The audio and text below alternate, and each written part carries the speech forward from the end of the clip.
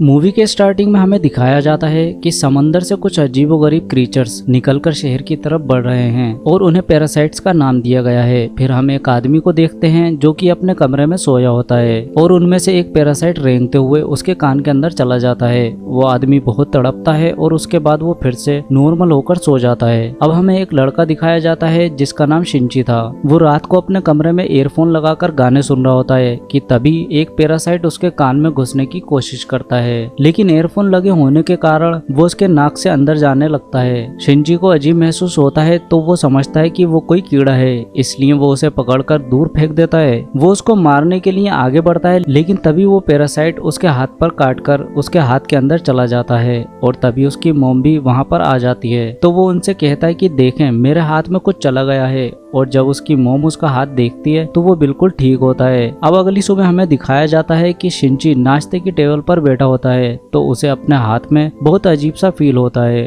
और फिर दूसरी तरफ हमें वो आदमी दिखाया जाता है जिसके कान में स्टार्टिंग में एक पैरासाइट चला गया था। वो अपनी बीवी के सामने आके खड़ा होता है और अपना मुंह खोलता है। उसका मुंह बहुत ही खौफनाक क्रीचर में बदल गया था और वो अपनी बीवी का सर अपने मुंह में लेकर उसे खा लेता है, और ये सब उसी पैरासाइट की वजह से हो रहा था। फिर हमें शिंची दिखाया जाता है जो कि स्कूल जाते हुए रास्ते में अपनी दोस्त से मिलता है। वो भी उसमें काफी अजीब हरकतें नोट करती है, और जब वो स्कूल पहुंच जाता है तब भी उसके साथ बहुत कुछ अजीबोगरीब हो रहा था, जैसे उसके राइट हैंड में काफी पावर आ गई हो। वो घर आता है और अपना हाथ काटने की कोशिश करता है, लेकिन तभी उसका हाथ एक खतरनाक क्रिएचर में बदल जाता है और उसे ऐसा करने से रोकता है, और वो शिंची से बातें भी कर रहा था। फिर हम देखते हैं कि वे शिंची की बुक्स भी पढ़ा करता था और उसका लैपटॉप भी यूज किया करता था, क्योंकि वे इंसानों के रहने के तरीके जानना चाहता था। जब इसने शिंची की बॉडी में घुसने की कोशिश की थी तो शिंची ने इसे आगे जाने से रोक लिया था, इसलिए अब ये सिर्फ राइट हैंड में ही था और उसी हाथ को कंट्रोल कर रहा था। ये क्रीचर अपना नाम मिक्की बताता है और कहता है कि तुम मुझे कभी मत काटना, क्योंकि मैं तुम्हें कुछ नहीं खाऊंगा,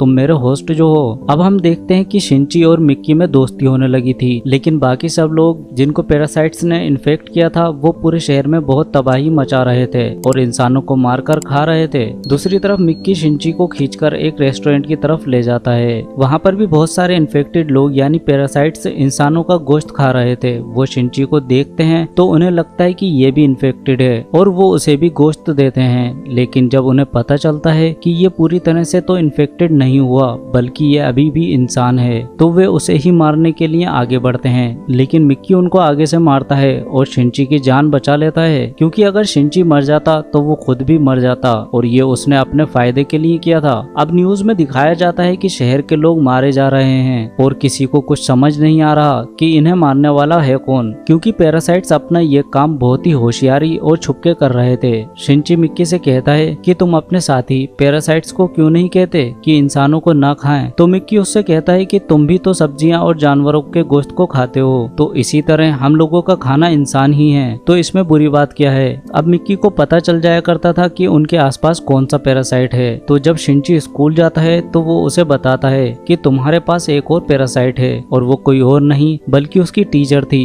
और टीचर जब शिंची को देखती है तो उसे भी पता चल जाता है कि शिंची इन्फेक्टेड है, लेकिन वो कहती है कि तुम्हें मुझसे डरने की कोई जरूरत नहीं, क्योंकि मैं इंसानों को नुकसान नहीं पहुंचाना चाहती, बल्कि मैं उनके तरीके इसलिए पढ़ रही हूँ ताकि इंसानों जैसी क्वालिटीज हमेशा मुझ में रहें। वो उसे दो और पैरासाइट्स के पास लेकर जाती है, जिसमें एक स्टूडेंट होता है और एक पुलिस ऑफिसर। वो बताती है कि ये पुलिस ऑफिसर मेरा हस्बैंड है और हमारा बेबी होने वाला है, और वो बेबी बिल्कुल नॉर्मल इंसान होगा, तो हम भी इंसानों की तरह ही रहना चाहते हैं। हम किसी को नुकसान नहीं पहुंचाएंगे और किसी को भी सरेआम नहीं मारेंगे। और टीचर शिंची से कहती है क्या तुम हमारा ग्रुप ज्वाइन करोगे, लेकिन मिक्की इस बात को नहीं मानता। अब अगले दिन वही पुलिस ऑफिसर उन लोगों के घर आता है, तो मिक्की शिंची से कहता है कि ये हमें मारने आया है, क्योंकि इसे पता चल चुका है कि उस दिन रेस्टोरेंट में हमने एक पैरासाइट को मारा था, और इसी के साथ वो पुलिस ऑफिसर इन पर अटैक कर देता है। अब मिक्की और शिंची इस पैरासाइट से बहुत लड़ते हैं और फाइनली उसको मार देते हैं। जब शिंची घर आता है तो उसे बहुत बुरा लग रहा था कि उसने एक मर्डर कर दिया है, लेकिन दूसरी तरफ हम देखते हैं कि पुलिस ऑफिसर की बॉडी से वो पैरासाइट निकलकर किसी और की बॉडी में चला जाता है, और ये कोई और नहीं बल्कि शिंची की माँ थी, और वो शिंची को मारने के लिए उसकी तरफ बढ़ रही थी। मिक्की शिंची को बताता है कि ये तुम्हें मारना चाहती है तो शिनची उससे कहता है कि खबरदार तुमने मेरी माँ को कुछ कहा,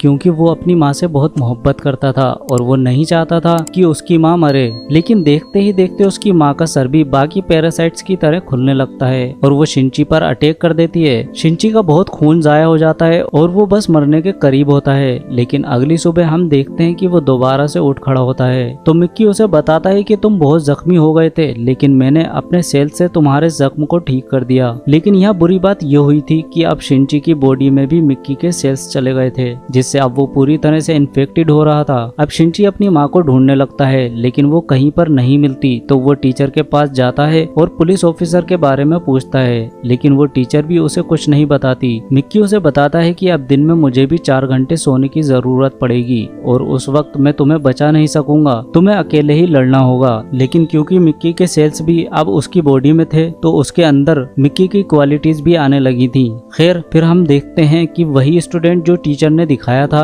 जो कि अब पैरासाइट बन चुका था, वह भी शिनची के स्कूल में एडमिशन ले लेता है और शिनची का दोस्त बनने का ड्रामा करता है। लेकिन आहिस्ता आहिस्ता सबको पता चल जाता है कि वो एक पैरासाइट है और फिर वो स्टूडेंट बाकी सब स्टूडेंट्स को मार देता है। इसके बाद वो शिनची की दोस्त को मारने के लिए आगे बढ़ता है, लेकिन तभी शिनची अपनी दोस्त को उठाकर बिल्डिंग से जंप कर देता है। अब वो टीचर वहाँ पर आती है और वो चाहती है कि ये स्टूडेंट भी मर जाए, क्योंकि इसकी वजह से उसका राज भी खुल सकता था, इसलिए वो वहाँ पर ब्लास्ट कर देती है। लेकिन इससे भी उसे कुछ नहीं होता और तभी पुलिस वहाँ पर आ जाती है, लेकिन वो पुलिस को भी मार देता है। अब मिक्की शिनची को बताता है कि वो बिल्डिंग की छत पर है और शिनची दूसरी बिल्डिंग की छत पर चढ़कर उसे एरो से मार देता है। उसके बाद वो टीचर के पास जाता है और उस पुलिस ऑफिसर का एड्रेस पूछता है जो कि पैरासाइट था, और टीचर अब उसे एड्रेस दे देती है। जिसके बाद वो वहाँ चला जाता है जहाँ वो अपनी माँ को देखता है, जिसके अंदर अब भी उस पुलिस वाले का पैरासाइट था। लेकिन तभी यहाँ पर मिक्की के सोने का टाइम हो जाता है, जिसका मतलब ये था